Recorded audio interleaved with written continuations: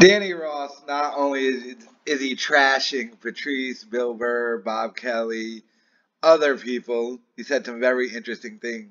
He's exposing Keith the Cop once again. So, in this thread started, this guy says, Keith's wife, aka Anthony's maid, second from the left, who gets paid $60K a year to clean up Anthony's poop stained underwear, decorate his tacky, gaudy McMansion, and hide evidence. I heard that Keith cheated on his wife with a 15-year-old in Ant's movie theater. Mind you, this is just something I heard. Danny Ross puts, he also cheated on her with his captain while on duty and effed some R&F groupie, that's Ron and Fez, in the pooper at some casino thing. Hi, Ange. Do you consider yourself a prostitute or a hot wife? Also, when your children look up Uncle Anthony, what do they find and how do you justify that as a mother and wife? So, according to Danny Ross, Keith the Cop cheated on his wife with his captain while on duty in some Ron and Fez intern. Damn. And that's why I am of the belief that Kumia probably, in a drunken stupor, probably banged Keith the Cop's wife. Angie. Hey, Angie, you ain't the man. Remember that Artie Lang thing? So he exposes Keith the Cop for that. He also said some other interesting things about, like, how we saw some paper, like, 8 years ago that basically said the two #1 shows at Sirius XM at that time were Howard Stern and the Morning Mashup.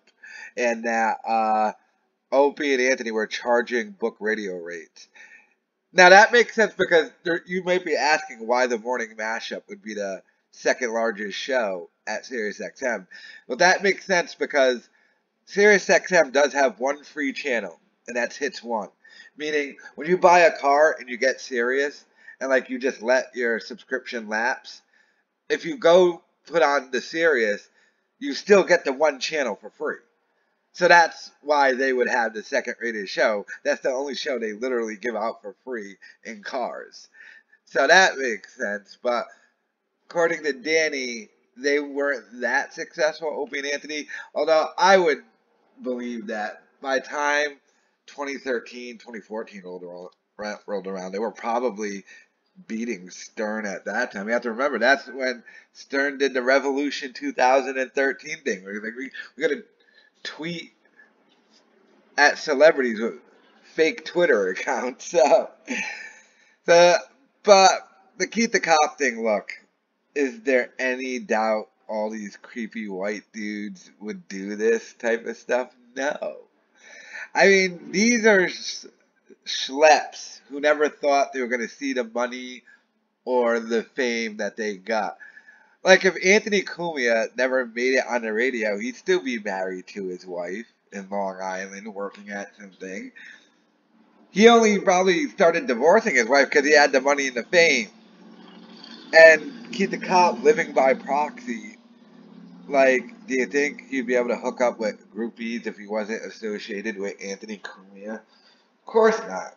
Keith the Cop's a creepy looking, Teen Wolf looking dude with a snaggletooth. And so, I don't know, but this is Danny Ross continuing to expose people. Let me know your thoughts in the comments. And see, the greatest thing I like about this is it's probably all true, but they have to watch my video and can't do anything about it. I'm not saying this. This is just what Danny Ross is saying. Let me know if you believe Danny Ross or not. But yeah, at least it's being put out there, and I find it all to be extremely hilarious. So let me know your thoughts in the comments.